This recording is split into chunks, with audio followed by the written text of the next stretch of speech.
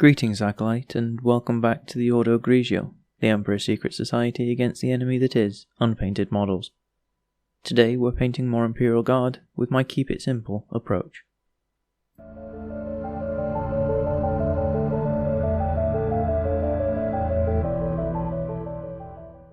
So let's start the timer and get cracking. Last week we painted 20 conscripts up in an actual 3-colour tabletop style, using some basic techniques and paints in what I've started calling the KISS approach. Keep it simple, stupid. There's nothing fancy and nothing expensive, and we timed it coming out at just under an hour for painting the lot. And the more I look at them, the more I like them, especially for how little brush time it actually took. However, that time didn't include priming the models or tidying up the base rims, so seeing as I'm expanding my Imperial Guard, I thought it would be as good an excuse as any to see how long it takes on similar models, including every step this time. So I'm priming a whole bunch of models together, but only ended up painting the infantry platoon, as I need to reprint the stormtroopers, as the scale is out in a way that sits weird with me. So like in the previous video, the models I paint today will be primed black. Well, actually 2 blacks, because my pure black ran out, so halfway through I switched to Panzer Grey, which honestly I prefer, so probably will be my go-to in the future. As you can see here, I'm using my airbrush because, well, I have one, and I'm kinda lazy. If you don't have one because cheap Amazon compressors have fickle machine spirits, then spray cans or a brush will do. I just have a habit of painting lots of models at a time, and like using an airbrush for priming them. Though with the amount of stoppages I get, a rattle can would probably be quicker at this point. Just a quick point, if you are using an airbrush or a spray can, for the love of the Emperor, make sure you're in a well ventilated area, or at least wear some respiratory protection. Otherwise, not only will you be pulling polyurethane based paint out of your nose for the next week and a half, and end up sounding like a tech priest of Mars, not in a cool way, but the room will be full of paint dust, and you'll never get rid of it all. You can get a dedicated spray booth with filters and a fan and lights and all that jazz, but I just use a half mask, so at least I fit in with the models I'm painting, I guess.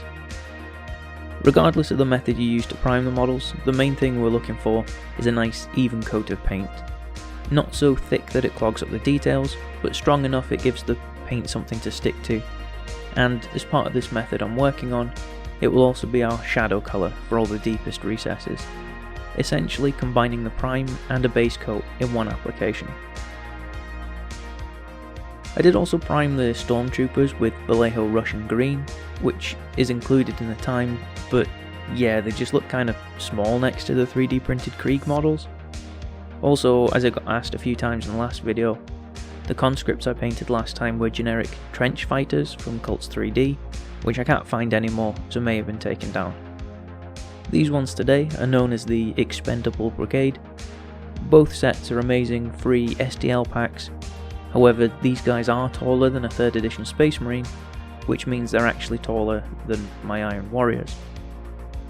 Scale creep aside, it took just under 35 minutes to prime 35 models, despite needing to clean the airbrush out like 4 times, including colour changes, and mixing some Panzer Grey into the Russian Green because it was a little too light.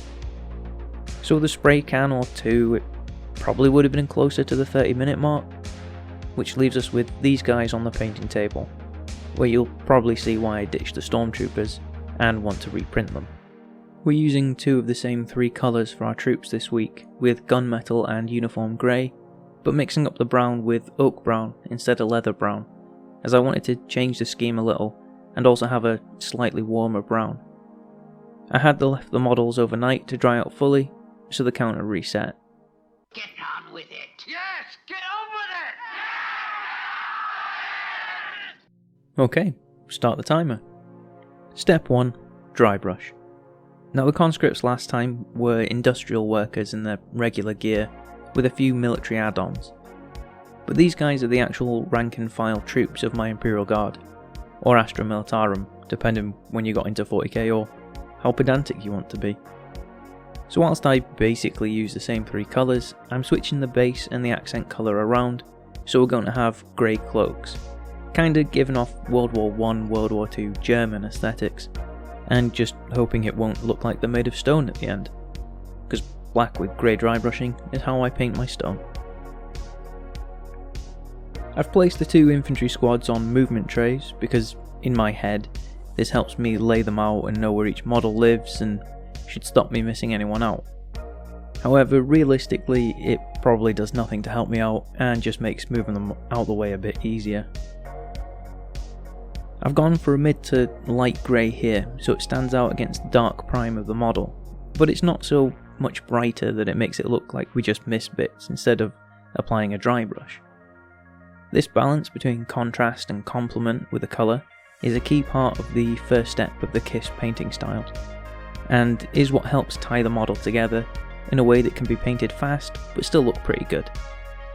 If your base colour is too similar to your prime, then there won't be enough contrast to make the detail of the miniature pop, but if there's too much contrast, then the model will just look messy and unfinished.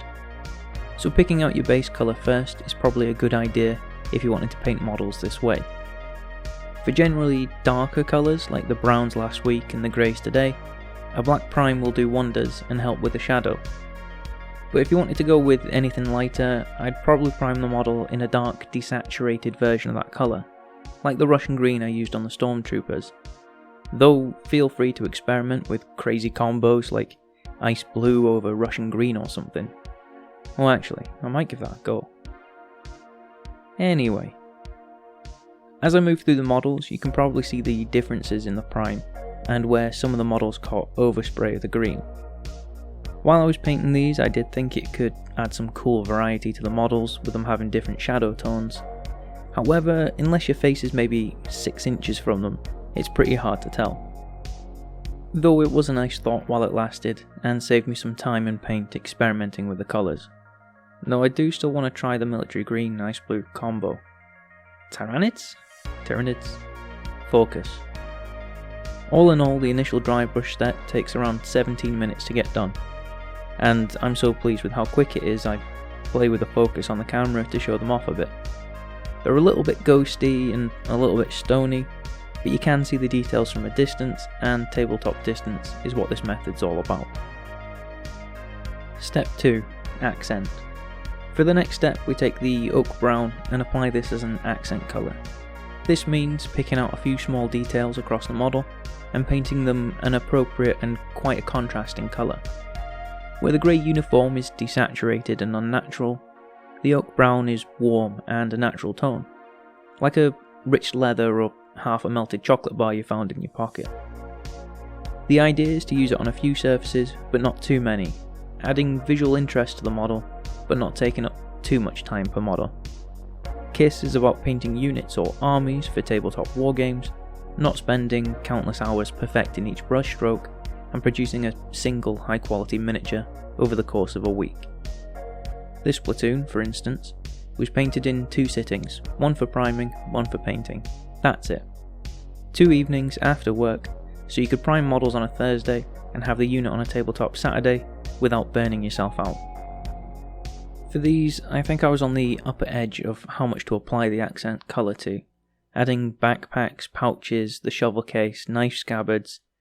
However, despite this being somewhat of a speed paint technique, putting in the extra time to paint all the things my brain says should be brown means that when I look at the models later on, they make sense. And let's face it, as long as the models make sense and look like a tiny human, or space bug, space elf, or weird fish communists, then our brains kind of fill the gaps anyway, and we tell ourselves they're tiny soldiers fighting for the false god, emperor, and everything's just fine. After painting up the officer's crest in brown, pretending it's horsehair or something I guess, we close out the second stage of the scheme in a little under 54 minutes. Not as fast as the Conscripts, but I am putting in a bit more effort and detail into these guys, as they'll be the bulk of my army. I wanted them to look a bit better than the Conscripts. Step 3. Metallics. Like the Conscripts before, it's time for metallics. Metallics are a really easy way to introduce a bit of contrast and something to make the model pop. I apply this to the helmet, shoulder pads, weapons and the armour plating on the hips, as well as pick out the shovel handles where the black or grey paint would wear off with use. I was tempted to go with a brass colour to contrast the muted grey, but thought it would look a little bit too weird with a fairly grim and realistic colour scheme, as well as it might get a bit muddy with the warm toned brown in there, so I settled to stay with the gunmetal I used on the Conscripts. This would also help tie the two units together as part of the same force, though the switch of colours and the extra armour plating would keep them clearly defined as not only different squads, but also different units on the battlefield. For the most part, when I'm designing a colour scheme like this for guardsmen or the conscripts before them, I try to think of the history of the models and how they fit into the world, which is also why they're all on the same 3D printed bases as the conscripts. What world did they come from? What conflicts have they seen? Do they care about fancy things, or are they more interested in using whatever works? The campaign world that I've set my campaign in is an industrial, marshy planet with influences from the Mechanicus and a holy shrine in one of the regions. So the inhabitants of the world are likely grim by nature and fairly devout in their worship of the Emperor. This is what influenced me to keep the weapons and armour as standard silver, as I imagine this world equips their soldiers with freshly manufactured or homemade equipment, and there's little to no pretense or flair. Their weapons and armour are simply tools for defending their homeworld and destroying their enemies, rather than a form of expression or identity like other Guard regiments. This is also part of what made me switch from the Royal Guard models I painted before to the Krieg style miniatures, though I'll still likely include some royal troops as ceremonial forces defending the capital. All in all, it was around an hour and 34 that I finished the metallics, including going back and painting a few bits I'd missed with the brown. Step 4. Basing. If you aren't too worried about basing your miniatures, you can call it here. Just over 2 hours from bare resin to painted platoon. Not bad. However, I printed these guys' bases, so like the conscripts, I'll paint them up. I'm using the same desert brown as I did before, and half stipple, half drybrush it on. The aim here is for a dim, off-yellow, sedimentary rock paving slab, using the poor coverage of yellow over black to my advantage to give it that sickly look once the paint dries. Again, bringing the backstory of marshy industrial world onto the models. One of the benefits of painting them up like this is that when you notice something that you've missed, the paint is still wet on your palette, and you can go fix it before you forget again. Not that I've ever done that. By using a dry brush again, we leave the black in the shadows, like the gaps in the paving slabs on these bases.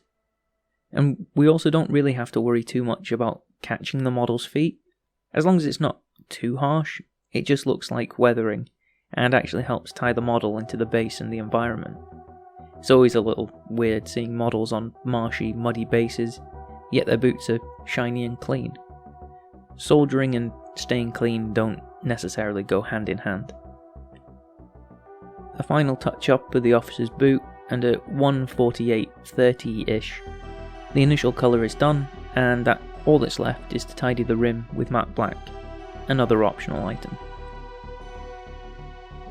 Some people will carry the colour of the base down the rim, some will paint it brown for the mud of soil under the grass on the top of the base. I like to paint my rims black, like the border of a picture, because in my head, the base is kind of like the background of the model, and the rim is the picture frame. It used to be a pretty weird thing to do, though it's pretty common these days. For this, I thin the black down a little to help it flow better, and then rub the side of the brush around the rim. Cheating a little bit, but using the side of the brush means I can just slap it on, and I don't really have to worry about the paint going where I don't want it to, because it's a simple flat edge. The last base is rimmed, and I'm done in just over 2 hours.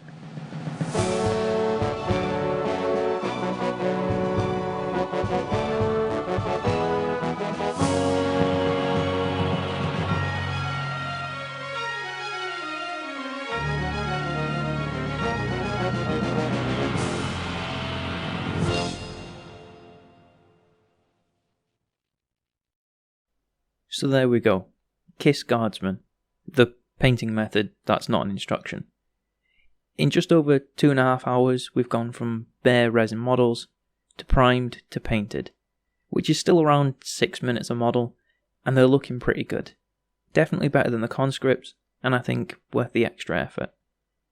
As always, thank you for watching, and I hope you enjoyed the video. I'd love to hear what you think down in the comment section below, and I'll see you all next time.